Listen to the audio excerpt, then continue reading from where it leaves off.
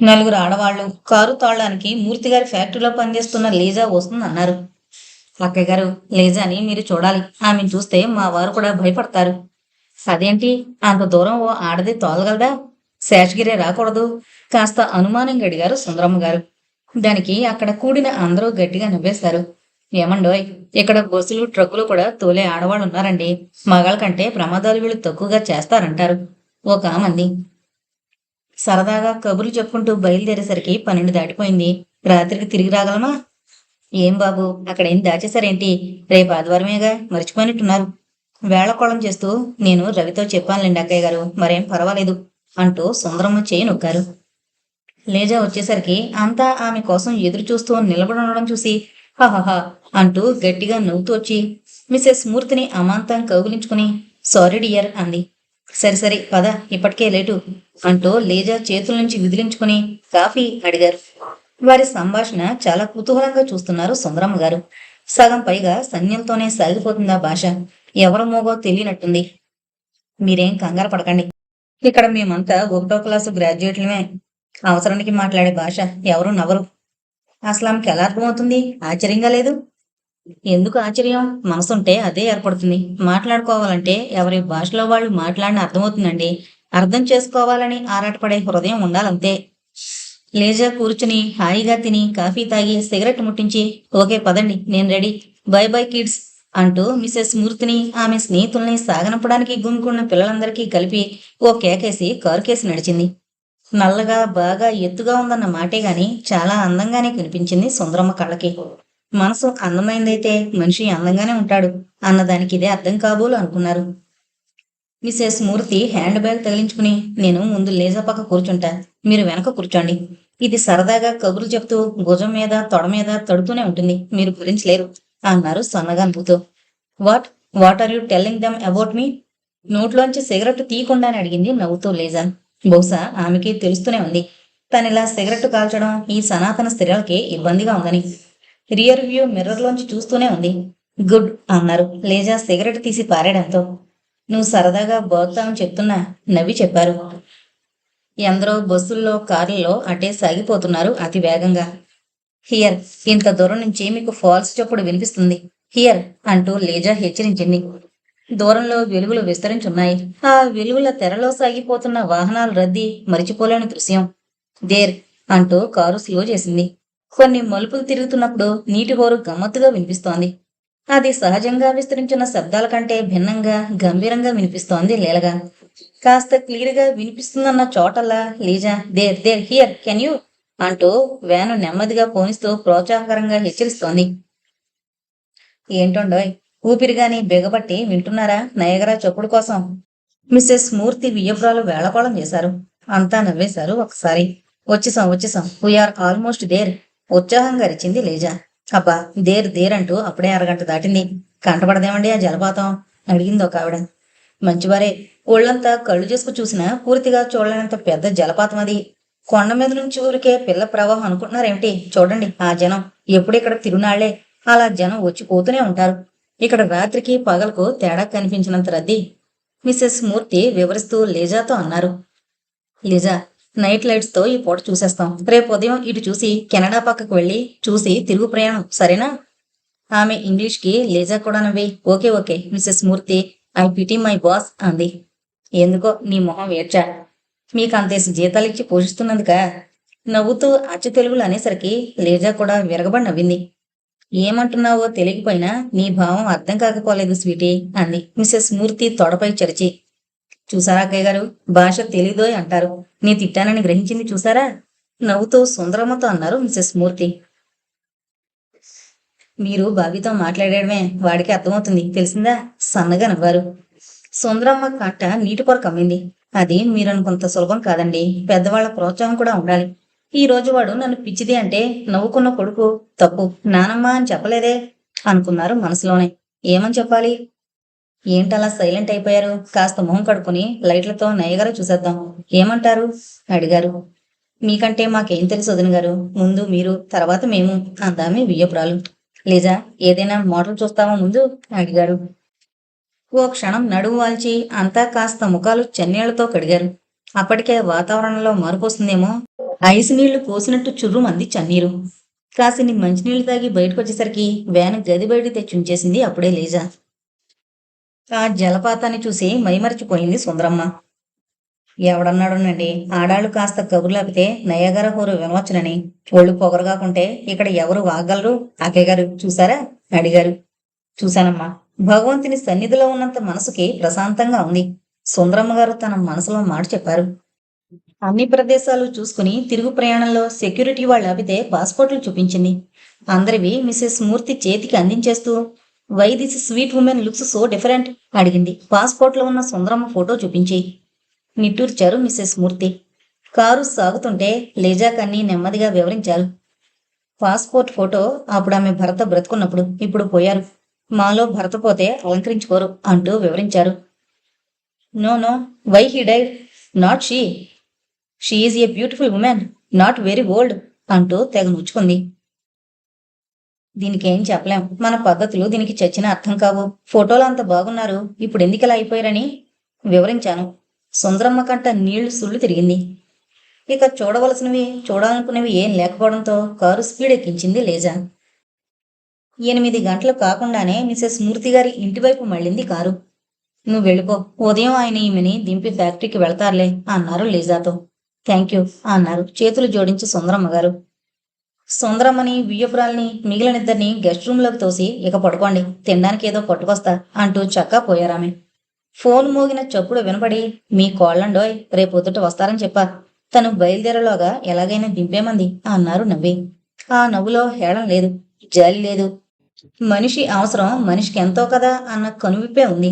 సుందరమ్మ ఏదో అనబోయి ఊరుకున్నారు. శరీరం బాగా అలసి విశ్రమించమంటూ ఆదేశిస్తున్నట్టుందామెకి. నిద్రలో కొరిగిపోయారు. నయగర యాత్రయ్యాక నెల గడిచిన రవికి తెరిపి కాలేదు ఇండియాకి కూర్చుని ఫోన్ చేయడానికి. ఎప్పటికప్పుడు అలా వాళ్ళు ఉండమన్నా వెళ్ళొస్తానని దింపేండి అన్న మర్యాద అత్తయ్య అంటూ సన్నయ్య నొక్కులు ఇప్పటికీ నొక్కుతున్న రాణికి ఏం బదులు చెప్పలేదు. అసలు ఆత్మీయత సరదా అంటే ఏంటో సుందరమ్మకి మిసెస్ మూర్తి రుచి చూపించారు. ఎంత వద్దన్నా లక్ష్య పెట్టకుండా చుట్టుపక్కల ఎక్కడ తెలుగువారి సమావేశాలు జరిగినా సాంస్కృతిక కార్యక్రమాలు జరిగినా వచ్చి కూడా తీసుకువెళ్లడమే కాదు, ఎంత ఆలస్యమైనా తీసుకొచ్చి దింపి అప్పగించి మరీ వెళ్లేవారు. ఎందరెందరు మనుషుల్ని చూశాను, ఎన్నెన్ని మనస్తత్వాలు గమనించాను. దానిలో నా కొడుకు ఒక రకం అన్న నిర్లిప్తత సుందరమ్మకు వచ్చేసింది. ఇంకా ఎప్పుడెప్పుడు దేశం పోయి చేరదామా అన్న ఆతృత క్షణాల మీద పెరిగిపోతుంది ఆమెకి.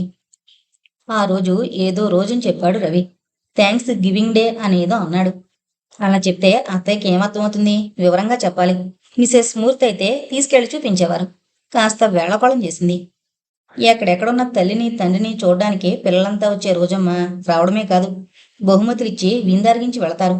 దూరాభారం కాలయాపన ప్రయాస వృధా ఖర్చు దేన్ని లెక్క పెట్టకుండా గొప్ప భేద తేడా లేకుండా అంతా జరుపుకుంటారు ఈ పండుగ.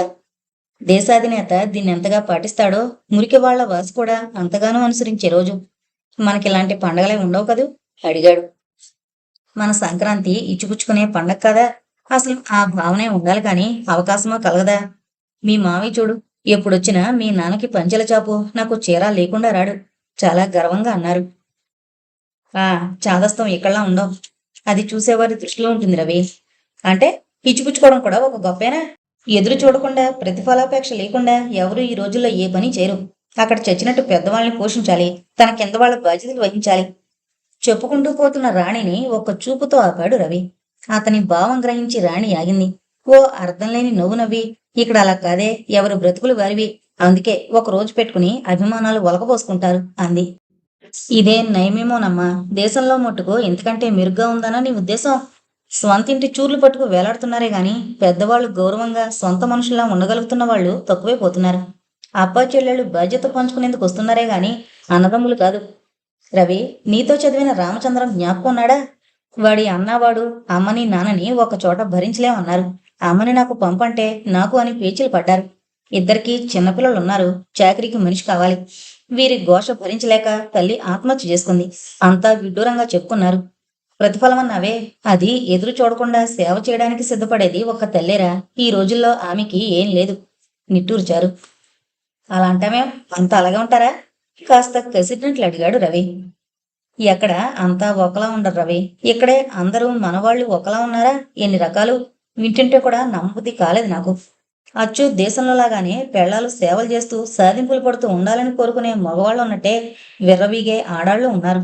మధ్య మార్గంగా సర్దుకుపోయేవాళ్ళు ఉన్నారు. మీరు అందరితో కలిసి ముసులుతుంటే గాని ఎలా తెలుస్తుందిరా?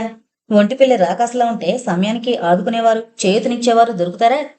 అయినా మన వాళ్ళతో మనం కలిసిమెలిసి ఉండడంలో ఆనందం ఉంది.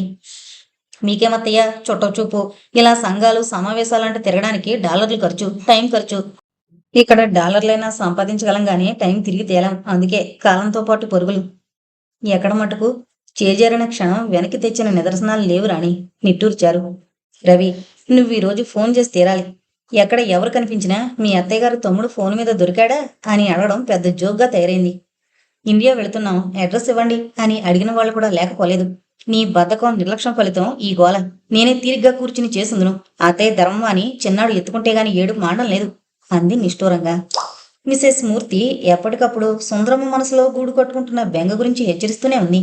తల్లి ఆవిడతో చెప్పుకుందా? అడగలేరు. నిలదీసి అడిగితే అదో గొడవ. ముసుగులో గుద్దులాట్లా సాగిపోతున్న సహజీవనం అందరిలోనూ విసుగు, అసంతృప్తే పెంచేస్తోంది. రవి తల్లి మొహంలోకి క్షణం పాటు రెప్పవాల్చకుండా చూశాడు. అమ్మనిక్కడ ఉంచడం పడదా అన్న ప్రశ్న అతని తలలో విశ్వరూపం దాల్చేస్తుంది. పాస్పోర్ట్ ఎన్నిసార్లు తీసిమ్మన్నా ఎందుకివ్వదు? పిరికితనమా? ఎవరైనా దాని ప్రాముఖ్యం చెప్పి పెట్టారా అన్న అనుమానం కూడా రాకపోలేదు. అమ్మా, మామయ్య ఉత్తరాలు రాశాడు. దానిలో పొలాల గొడవ తప్పించేం లేదు. నీ ఇష్టం వచ్చినట్టు చేయమని రాశానులే అని చెప్తే 4 ఉత్తరాలు రాశాడు. ఎలా ఉన్నావు ఎలా ఉన్నావు అన్న గోల తప్ప ఏం లేని ఉత్తరాలవి. చూపించేసుంటే గొడవ లేకపోయేది. ఇప్పుడు ఆ వార్త ఎలా చెప్పాలి? తోచడం లేదు. ఏంటి ఆలోచన? రాణి మాట వినపడలే. ఆశగా అడిగారు. తళుక్కున ఒక మెరుపులాంటి ఆలోచనొచ్చి భార్య ముఖంలోకి కుతూహలంగా చూశాడు. ఆమెకి గ్రహింపు కాలేదు. బాబీ తండ్రి ముఖంలోకి చూసి టాకింగ్ విత్ ఐస్ డాడ్ అడిగాడు. రవి బదులు చెప్పలేదు. I hate you dad. Because of this women you are not talking to me. కోపంగా చేతిలో కారుబొమ్మ కాస్త దూరంగా కూర్చున్న సుందరమ్మ మీదకి విసిరి గదిలోకి చక్కా పోయాడు. చూసావా వెధవా, అలరెక్కువైంది. ఇంట్లో అత్తయ్యని ఓ ఆట పట్టిస్తున్నాడనుకుంటా నవ్వుతూ అంది రాణి. ఎప్పుడైనా వాడేం చేశాడు? అమ్మ ఎలా గడిపింది? చిన్నాడెలా ఉన్నాడు? కూర్చుని అడిగావా రాణి? నీకంత తెరిపేది? వస్తూనే మంచానికి అడ్డం పడతావాయే అన్నాడు రవి. ఎదురు చూడని ఈ కామెంట్కి తోకతొక్కినట్టయింది రాణికి. గబీల్న బాబీలాగానే లేచి నిలబడుతూ, అంటే నేనేం పని చేయడం లేదనా నీ ఉద్దేశం? అత్తయ్య మీరు చెప్పరేం? కోపంగా అడిగింది. మీరిద్దరూ ఇలా దెబ్బలాడుకుంటూ నన్ను సాక్ష్యం చేయకండి. అయినా మనం మాట్లాడుకోవడం లేదురా రవి. ఎత్తు పొడుచుకుంటున్నాం, దెప్పుకుంటున్నాం, మౌనంగా దెబ్బలాడుకుంటున్నాం. ఎందుకీ భేషజాలు? నాకు అర్థం కావడం లేదురా. ఒక మాట సూటిగా చెప్పేస్తే పోయేదానికి సూటిపోటి మాటలు అనుకోవడం దేనికి? నేను వచ్చిన దగ్గర నుంచి జరుగుతుంది అదేరా. నువ్వు పిల్లవేళ్లు తెంపుకుని చక్కా వచ్చాననుకున్నావు. నేను ఎలా తల్లివేరు తెంచుకురాగలను? మావయ్య మాటెత్తితే నీకిష్టం లేదు. ఎందుకు? వాడు నన్ను అభిమానిస్తున్నాడనా? మీ నాన్నకి ప్రాణంగా బ్రతికాడనా? ఎందుకు అర్భకుడంటే నీకు హేళన? ఉన్నన్నాళ్ళు ఉండు, వెళ్ళు. నేనిక వాడికి ఫోన్ చేయను, మాట్లాడను అని సూటిగా ఎందుకు చెప్పావు? రవి ఏం మాట్లాడకపోవడంతో, ఏ పుణ్యాత్మురాలను అడిగితే వార్త పంపదా? ఉత్తరం రాసుకోవాలి, కార్డు ముక్కైనా ఇవ్వదా? నేను చేతకందానేగా మీకు ఈ లోకువా? దుఃఖంతో పూడుకుపోతున్న కంఠంతో కొడుకుని సూటిగా అడిగారు సుందరమ్మ. అమ్మా, నువ్వేం మాట్లాడుతున్నావు నీకు తెలుసా? విసుగ్గా అసహనంగా అడిగాడు. తెలుసు, నీకిష్టం లేని విషయం. నేను నిన్ను కడగలేరా? నా ప్రయత్నం నేను చేసుకుంటా. అత్తయ్య, మిసెస్ మూర్తిని అడిగి మా పరువు తీస్తారా? కొంపలు మునిగిపోతున్నట్టు అంది రాణి. చేతకనప్పుడు అడగడానికి సిగ్గుపడితే ఎలా? చెహ్, కాస్త కూడా నెమ్మది లేకుండా అయిపోయింది బ్రతుకు. అమ్మా విను, మావయ్య రాశాడు 4 ఉత్తరాలు. దానిలో చెప్పదగ్గంత వార్తేం లేవని అశ్రద్ధ చేశాను నీకు ఇవ్వడానికి. అది చదివి నేనే వినిపించాలి. పద. ఏదో చాలా సామాన్యమైన విషయంగా అనేశాడు. ఈ గోలకు ఫుల్ స్టాప్ పెట్టాలని. రాశాడా? 4 ఉత్తరాలా? కళ్ళంట నీరు జల్జలా కారుతుండగా ఆత్రంగా అడిగారు. దేశం కాని దేశంలో ఉన్న వాళ్ళకి దేశం నుంచి వచ్చే వార్తల్లో ఏం లేకుండా ఎలా ఉంటుంది? ఏవి ఆ ఉత్తరాలు? నేను తెలుగు కొంచెం చదువుకోగలనరా? వాడు తెలుగులోనే రాసుంటాడు. నాకవి తెలీదా ఏంటి? ఇవ్వు ముందు వాటిని. శత్రువు కూడా ఇంత క్షోభ కోరకరా? ఎందుకింత దారుణం చేశావు? ఏడుస్తూనే అడిగారు. ఉత్తరాలు చదివితే నీకు బెంగ పెరుగుతుంది గాని తగ్గదని అలా చేశానే గాని వచ్చి 10 నెలలు కాలేదు. 10 నెలలు 10 యుగాలుగా గడిచే నాకు.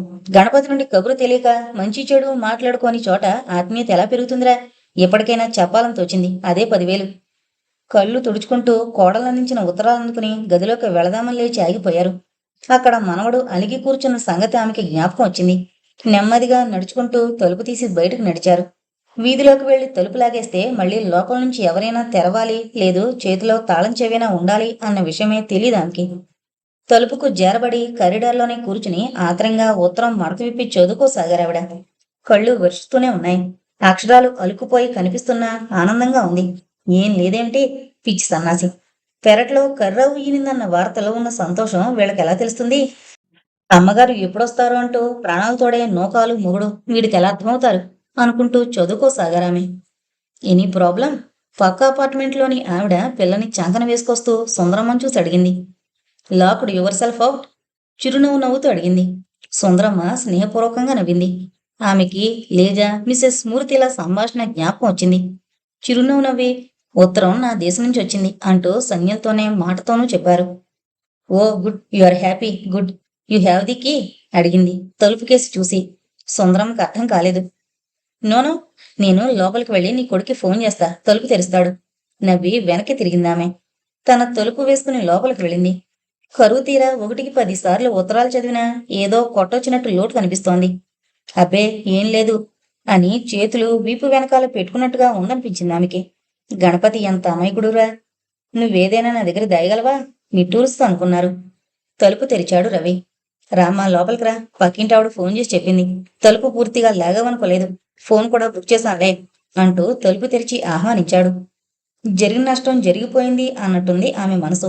మౌనంగా లోపలికి నడిచింది. మధ్యాహ్నం 2 గంటల వేళ ఫోన్ మోగింది. అప్పుడే నడుము వాల్చిన సుందరమ్మ గారు ఉలిక్కిపడి లేచి కూర్చున్నారు. రవి ఫోన్ రిసీవర్ ఎత్తాడు. రాణి బెడ్రూమ్లోంచి బయటికి రాలేదు. మీ కాలు ప్రయత్నిస్తున్నాం, రెడీ అడిగినట్టుంది. ఓకే అన్నాడు రవి.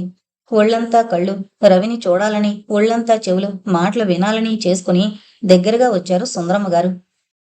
ట్రంకాలనేసరికి నవనాడులు తెగేలా పిండుకుని చావాలి మన దేశంలో. మరిక్కడ ఎలాగో అనుకుంటూ ఉండగానే రవి హల్లో అండం విని ఆలోచన ప్రవాహానికి ఆనకట్ట వేసేశారు. నేనండి, శాస్త్రి గారి అబ్బాయి రవిని. అమ్మ బాగున్నారు? చూశారు. మామయ్య గురించే బెంగ. చాలాసేపు రవి ఇటునుంచేం మాట్లాడలేదు, వింటున్నాడు. సుందరమ్మలో దడ బయలుదేరింది. అలాగా, బాగున్నాడు కదూ, ఈరోజే ఉత్తరం రాయిస్తా కూడా. క్షణం ఆగి పెట్టేశాడు. అమ్మయ్య, విన్నావా? అంతా బాగున్నారట. మామయ్యకి కాస్త సుస్థి చేసి కోలుకున్నాడట. నీ చేత ఉత్తరం రాయించమని చెప్పారు. పెద్ద బాధ్యత సవ్యంగా నిర్వహించినంత తృప్తిగా అంటున్న కొడుకు కేసు చూసి నా నెత్తిన పాలు పోసావురో రవి, నీ రుణం తీర్చుకోలేను అన్నారు. అదేం మాటలమ్మా, తల్లి కొడుకుల మధ్య రుణాలేమిటి, తీర్చుకోవడాలేమిటి, సిల్లి అంటూ గదిలోకి చక్కా పోయాడు. తేలికపడిన మనసుతో కిటికీ దగ్గరగా నడిచి కింద పార్కు లాంటి చోట కేరింతలు కొడుతూ ఆడుకుంటున్న పిల్లల్ని, కబుర్లాడుకుంటున్న పెద్దల్ని చూస్తూ నిలబడ్డారు. ఆమె మనసు పరిపరి విధాల పయనిస్తోంది. ఆకాశంలో పిల్లమేఘం కట్లు తెంపుకుని ఇష్టం వచ్చినట్టు పయనిస్తున్నట్లే. 3 నిమిషాలు మాట్లాడితే ఇంతవుతుందని ఆమె గారికి తెలీదా? కావాలనుకుంటే మీరు చెప్పలేరా? మధ్య నేనయ్యాను చెడ్డదాని. కోడలు కోళ్లే, కొడుకు కొడుకే. భర్త దగ్గరగా నిలబడి కాస్త నిష్ఠూరంగా ఇంగ్లీష్లో అంది రాణి. నేనేం చేయను, ఒక్కొక్కప్పుడు నాకేమనిపిస్తుందో తెలుసా? ఇవన్నీ వదిలి దూరంగా పారిపోవాలనిపిస్తుంది అన్నాడు ఎక్కడో ఆలోచిస్తూ. భలేవాడివే, పెళ్ళాడి గర్భం ధరించి 9 నెలలు నువ్వు నీలా లేకుండా వికృతంగా తయారై ఊహించలేని ఫిజికల్ పెయిన్ అనుభవించి కొత్త జీవిని లోకంపైకి తెచ్చి చూడు. విరక్తి అన్న మాటకి పూర్తి అర్థం గోచరిస్తుంది. అక్కడతో ఆగే బాధ కాదిది. శాశ్వతంగా ఓ మనిషి స్వేచ్ఛకి సంఖ్యలు వేసుకోవడం ఇది అని నువ్వు ఊహించగలవా? పిల్లలంటే సరదా పడగానే సరికాదు రవి. వారిని ఎదురు చూసి ఆహ్వానించి మన జీవితాన్ని పంచివ్వగల స్తోమత మనకు ఉందో లేదో ఆలోచించుకోవాలి. పిల్లల్ని కండం సాంప్రదాయం కాదు, గొప్ప బాధ్యత. కాస్త ఆవేశంగా కోపంగా అంది రాణి. ఎటో చూస్తున్న రవి ఆమె మాటలకి తన దృష్టిని ఆమె ముఖంపై నిలిపాడు క్షణంసేపు. ఏంటి అలా చూస్తున్నావు? పండంటి పాపని ఎత్తుకుని మురిసిపోవడం లేదనా? అదే జీవితానందానికి పరాకాష్ట అనుకోవడం లేదనా నీ అనుమానం? కాస్త నవ్వు అడిగింది రాణి. అందరు ఆడాళ్ళు అలాగే అనుకోవాలని లేదు. అదే అయితే ఈ చదువెందుకు, ఈ తాపత్రయం ఎందుకు? హాయిగా ఇండియాలో కూర్చుని పిల్లల్ని కని పెంచి వంశం నిలిపి సుఖశాంతులతో బ్రతికేసి ఉండొచ్చు కదా. యాంబిషన్స్ పెంచుకోకుండా బ్రతికే ఆడవాళ్ల జీవితాలే హై. మీ అమ్మగారిని చూడు, ఆవిడేం కష్టపడిపోతున్నారు. నన్ను చూడు, చదివి ఉద్యోగం చేస్తూ కూడా ఏం సుఖపడిపోతున్నాను. నిట్టూరుస్తూ భరతముఖంలోకి చూసింది. ఏదో వాదులాడుకుంటున్నారని అర్థమైంది సుందరమ్మ గారికి. నిట్టూర్చి చూపు ఇంకా దూరం సారించాడు. రవి భార్యని తొలిసారి స్పష్టంగా చూస్తున్నట్టు ఫీల్ అయ్యాడు. ఇంత అసంతృప్తి నింపుకునుందా రాణి అని ఆశ్చర్యం వేసింది. రవి, వెళ్ళు, మీ అమ్మగారితో మాట్లాడు. మీ మామయ్య గురించిన కబుర్లతో ఆవిడ గారిని ఆనందపరచు. లేకుంటే రేపటి నుంచి మనకి ఇంకో బాధ ప్రారంభం అవుతుంది. కాస్త హెచ్చరిస్తూ భర్త చేతి మీద చేయి వేసి అతన్ని ఈ లోకంలోకి లాక్కొచ్చింది రాణి. నిజమే. రేపు ఆమె ఉద్యోగంలో చేరాలి. పిల్లలకి అత్తగారి దగ్గర చనువు ఉన్నా లేకున్నా వారి బాధ్యత ఆమెకు అప్పగించి వెళ్ళక తప్పదు. ఆడది కనుక అసంతృప్తిని దిగమింగుకుని క్షణాల మీద తన బాధ్యతలు గుర్తు తెచ్చుకుని స్తబ్దుగా నిలబడిపోయిన భర్తని హెచ్చరించగలిగింది. నిట్టూరుస్తూ తన చేతి మీద ఉన్న భార్య చేతిని తొలగిస్తూ తల్లి దగ్గరికి నడిచాడు రవి. లోపల ఏమైందో చిన్నపిల్లాడు గుక్కపెట్టి ఏడుపు లంకించుకున్నాడు. అటు ఆత్రంగా కదలబోయిన సుందరమ్మ కొడుక్కేసి చూసాగింది. వెధవ బాబీ ఏ గిల్లడమో చేసుంటాడమ్మా, వాడికి జలసి ఎక్కువైపోయింది, డాక్టర్ గారికి చెప్పాలి అంటూ తల్లితో పాటు కింద కనబడుతున్న దృశ్యాలు చూస్తూ నిలబడ్డాడు. రవి, ఒక్క మాట చెప్పు, నా వల్ల నీకు ఇక్కడ ఇబ్బందే కదూ? నెమ్మదిగా అడిగారామె. శేలవంగా నవ్వేస్తూ, నాకు ఇబ్బంది ఏంటమ్మా, నీకు ఇబ్బందిగా ఉందా? ఎదురు ప్రశ్న వేశాడు. నిజం చెప్పనా? చాలా నెమ్మదిగా అన్నారు. నిజమే చెప్పమ్మా, కొడుకు దగ్గర దాపరకం ఎందుకు? నవ్వుతూ అన్నాడు. మీరు నా దగ్గర ఎన్నెన్ని సంగతులు దాస్తున్నారా అనుకున్నారామె. నాక పిల్లల చనువు లేదు. రాణికి వంట నాకు అప్పగించడం ఇష్టం లేదు. నాక అక్కడి పద్ధతులే తప్ప ఇక్కడ పద్ధతిలో వంట పట్టలేదు. అందుకే నన్ను వెళ్ళిపోనిరా రవి. నీకు ప్రాణానికి సుఖం, నాకు విశ్రాంతి. సగం స్వాగతంగా చెప్తున్న తల్లి ముఖంలోకి చూస్తూ, ఈమెనా నన్ను చూడాలని, మనవల ముచ్చట్లతో మురిసిపోవాలని తహతహలాడుతూ వచ్చి వాలిన నా తల్లి అన్న ఆశ్చర్యంలో మునిగిపోయాడు రవి. అతని మనసులో తన చిన్నతనం, తన అల్లరి చిల్లరి చేష్టలతో మురిసిపోయిన తల్లి తండ్రి, మరి అల్లరి చేస్తే కొట్టబోతే అడ్డుకునే మావయ్య వెంకడు, ఎందరెందరో ఎన్నిన్ని చిత్రాలు మనసు తెరపై పరుగులు తీశాయి. ఆ క్షణంలో సగంలో అక్కడుంది ఇక్కడ లేంది ఈ తల్లికి ఏమిటి ఆలోచనలో పడ్డాడు. అతని అవగాహనకి అదేం అంతుపట్టని బ్రహ్మ పదార్థం కాదు, కానీ ఒప్పుకోవడానికే మనసు ఒప్పుకోవడం లేదు. అవునరా రవి, దీనిలో తప్పేముంది? వచ్చాను, చూశాను, సరదా తీరిపోయింది. నాకు ఇక్కడేం పనుందిరా, నన్ను వెళ్ళిపోని. అక్కడ గణపతికి నా అవసరం ఎంతైనా ఉంది. పొలం పుట్రకి ఎంతైనా అవసరం ఉంది. నేను లేకపోతే ఆగిపోయే పనులుంటాయిరా. నీకిక్కడ నేనున్నా లేకున్నా పర్వాలేదు. మీరిద్దరూ, మీ పిల్లలిద్దరూ ఈ వాతావరణానికి తగినట్టు సుఖంగా పెరుగుతున్న మొక్కలు. నేనా పెద్ద చెట్టుని. ఇక్కడ తిరిగి నాటిన కొత్త వేరు వేయలేని జీవిని. నా మాట విను, నన్ను వెళ్ళిపోని. వస్తున్న కన్నీటిని ఆపుకునే ప్రయత్నం కూడా చేయలేదు సుందరమ్మ. చెంపలపై సన్నని జంట వాగుల్లా ప్రవహిస్తోంది కన్నీరు. ఇంతలో ఫోన్ మోగింది. రవి అటు నడిచాడు. అతని వెడల్పాటి వెన్నుకేసి చూస్తూ ఉండిపోయారు సుందరమ్మ. హలో అన్నాడు రవి. ఓ మీరా, మిసెస్ మూర్తి, ఏంటి? క్షణం ఆగాడు. ఉండండి, అడిగి చెప్తాను. అమ్మా, ఎవరో ఇండియా నుంచి వచ్చారట, హరికథ చెప్తారట, వస్తావా అని అడుగుతున్నారు, వెళతావా? తల్లి ముఖంలోకి చూస్తూ అడిగాడు. తల అడ్డంగా ఊపారు. ఫోను మోగడం విని గదిలోకి వచ్చిన రాణి కుతూహలంగా ఆ దృశ్యం చూసింది. సిల్లి ఉమెన్, ఆవిడకేం పనిలేదు, ఎవరికీ ఉండదనుకుంటుంది. అత్తయ్య రండి, శామీకి మిల్క్ ఎలా రెడీ చేస్తానో చూదురుగాని, రేపటి నుంచి మీ పనది అంటూ కిచెన్ కేసి నడిచింది రాణి. రాణి మాటలు వింత చనువుగా ధ్వనించాయి సుందరమ్మ చెవులకి. నన్ను పంపించే ప్రయత్నం చేయరా రవి, నా వల్ల ఇక్కడేం ఉపయోగం ఉంది చెప్పు అన్న మాట పల్లవై కూర్చుంది సుందరమ్మకి. ఊరు మీదకు మళ్ళిన మనసు ఇక దేని మీదకి పాకనంటోంది. అదేంటండి, అప్పుడే వెళతానంటున్నారేమిటి?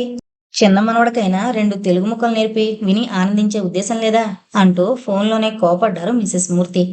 ఏం బదులు చెప్పకుంటే అదేంటి, ఓసారి రాకూడదు? నాతో తెలుగు మాట్లాడితే మీ ఊరు సంగతి మరిచిపోతారు. పోనీ నా మనవణ్ణి పంపుతా రండి అంటున్న మిసెస్ మూర్తి గొంతులో ధ్వనిస్తున్న ఆప్యాయతకి కన్నీటితో గొంతు నుండి మాట పెగిలి రావడం లేదు. అబ్బే, అలాగని కాదండి, గణపతిని చూడాలనిపిస్తోంది. వాడికి నేను తప్ప ఇంకెవరున్నారు? ఓ ఉత్తరం లేదు, ఓ పిలుపు లేదు. ఏమయ్యాడోనని బెంగ. చాలా నెమ్మదిగా అంటున్న అత్తగారికేసి చూస్తూ ఎదురుగా ఉన్న కుర్చీలో కూర్చుంది రాణి. ఈ ఒక్కరోజే ఆమెకి తెలిపి రేపటి నుంచి ఉద్యోగానికి వెళుతుంది. ఏంటో తను ఆరాటపడిపోతుందని గ్రహించకపోలేదు సుందరమ్మ. రాణి ఉందా, ఒకసారి పిలవండి అడిగారు మిసెస్ మూర్తి. అమ్మాయి నిన్ను పిలుస్తున్నారు అంటూ ఫోను బల్ల మీద పెట్టి పక్కకొచ్చేసింది. కాస్త విసురుగానే ఫోన్ అందుకున్న మాటలో ఆ విసురు కనపడనీలేదు రాణి. హలో, చెప్పండి, ఏంటి విశేషం? నవ్వి లేక ఏంటి ప్లాను అనాలా అడిగింది. చాలాసేపు రాణి ముఖ కవళికలు మారడమే గాని మాటలేదు. నిజమే అనుకోండి, కానీ కొన్ని మన చేతుల్లో లేవని ఊరుకోవాలి అత్తగారి ముఖంలోకి చూస్తూ అంది. ఏంటి మిసెస్ మూర్తి అడిగింది అని ప్రశ్న వేసుకున్నారు మనసులోనే సుందరమ్మ. నోనో, అలానే లేదు ఇబ్బందిగా అంది రాణి. చాలాసేపు ఏం మాట్లాడకుండా వింది. మధ్య మధ్య ఏదో చెప్పాలని చూసింది, కానీ మాట దోర్చలేనట్టు ఊరుకుంది. మిసెస్ మూర్తి, మీకిక్కడ పరిస్థితులు తెలియవా? బాబీ డాక్టర్ ఏముందో తెలుసా? నువ్వింకా వాడి మీద దృష్టి ఎక్కువ నిలపాలి అంటోంది. శామిని చూసి జలసి రాకుండా ఉండాలంటే అదొకటే మార్గం ఉంటుంది. నన్నేం చేయమంటారు చెప్పండి? నేను రేపు పనిలో చేరుతున్నా. ఆ అత్తయ్యకి ఇంకా వాళ్ళతో అడ్జస్ట్ కాక తప్పదు. వాళ్ళు అత్తయ్యగారికి అలవాటవక తప్పదు. కిలకిలా నవ్వింది రాణి. ఆ నవ్వుకి అర్థమేమిటి? తనకు లభించబోయే స్వేచ్ఛ గురించి సంతోషమో, నాకు ఎదురవబోయే పరిస్థితుల గురించి హేళన? అర్థం కాలేదు. నోను, అలా ఎందుకనుకుంటారు? నేనెంత ప్రయత్నించినా ఆమె తెలుగులో కానీ పలకరించరు. ఏదో హలో అనైనా అనాలి కదండి. వాడికి పర్వాలేదు, ఈమె కొంచెం నా భాష వచ్చు అనుకునేందుకు. భలేవారే, చూద్దాం ఎలా జరుగుతుందో. Why worry before the event? నవ్వింది రాణి. దాందేముంది, రేపటి నుంచి ఆమెకి ఎలాగూ కుదరదు, పంపించండి అంటూ ఫోన్ పెట్టేసి చాలా గంభీరంగా ముఖం పెట్టుకుని కుర్చీలో కూర్చుంది రాణి. పిల్లలింకా గదిలోంచి బయటకు రాలేదు. రవి మటుకు మాసిన గుడ్డలు కిందకి పట్టుకెళ్లాడు ఉతుకు రావడానికి. మనం త్వరగా ఓ ఇంటికి డౌన్ పేమెంట్కి సరిపడా సంపాదించేస్తే ఈ న్యూసెన్సులు తప్పుతాయి రాణి అన్నాడు మాసిన గుడ్డలు పోగు చేస్తున్న రవి పొద్దుటే.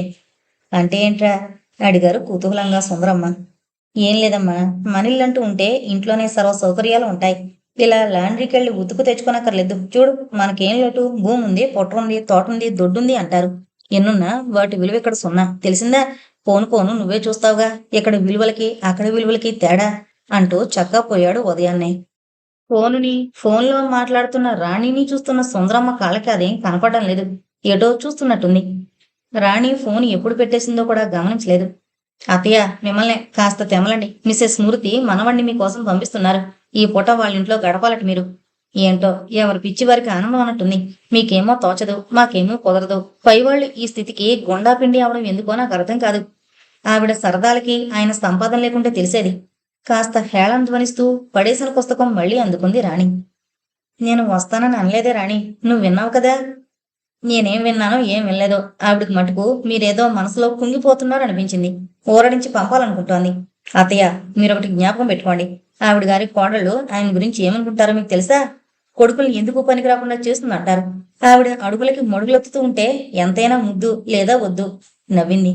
సుందరమ్మ అవాక్కై వింది వార్త. నానమ్మ అంటూ వెంటాడే కుర్రాళ్ళు వాళ్ళ తల్లుల మనసులో ఇంత అగ్ని రగిలిస్తున్నారా? వింతగా తోచింది. నమ్మబుద్ధి కాలేదామెకి. మీరు ఏమనుకుంటుంది నేను ఊహించగలను, కానీ నిజమది. ఈ రోజుల్లో ఈ దేశంలో సమిష్టి కుటుంబాలంటే నవ్వుకుంటారు. ఎదిగిన కొడుకులకి స్వేచ్ఛ ఇవ్వకుండా ఇలా కట్టిపడేయడం చాలా అనాగరికమని అందరూ వెనక అనుకుంటారు. ఈ సంగతి వాళ్ళ కోడళ్ళే చెప్పుకుంటూ ఉంటారు. పోనీ వేరే ఊళ్ళలో ఉద్యోగాలు తెచ్చుకుని మన దేశంలో లాగా బదిలీ అయిపోయిందని దూరంగా పోవచ్చు కదా, వీళ్ళకేమిటి అభ్యంతరం? సగం స్వాగతంగా అన్నారు సుందరమ్మ. క్షణం మౌనంగా ఊరుకుని అత్తగారి ముఖంలోకి చూసింది రాణి. అక్కడ ఇంతకంటే ఎక్కువ రాదని కాని అంది. చూసావా, ఎక్కువ వచ్చే ప్రయత్నాలు ఎందుకు చేసుకోరు?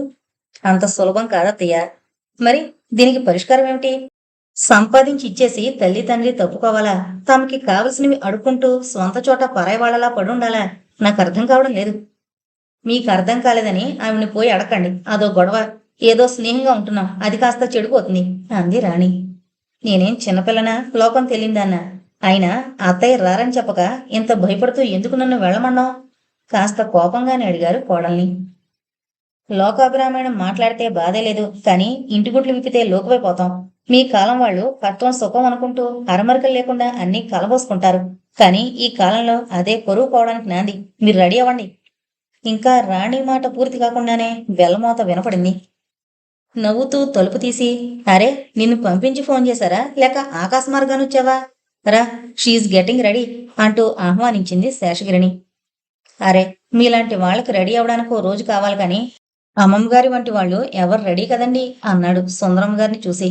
లేండి, మిమ్మల్ని ఇంట్లో దించేస్తే ఈ పూటంతా కారులో నా ఇష్టం వచ్చినట్లు తిరగడానికి పర్మిషన్ ఇచ్చింది నానమ్మ. ఇప్పుడు మీరు రానంటే నా సంగతి అంతే మరి అన్నాడు నెత్తిన 2 చేతులు పెట్టుకుంటూ. అరే, మీ నానమ్మ ఆర్డర్ వేయడం, ఎవరైనా దాన్ని కాదనడం ఎప్పుడైనా విన్నావా గిరి? మీరు లెండత్తయ్య. గిరి, రాత్రి మరీ ఆలస్యం చేయకేం హెచ్చరించింది.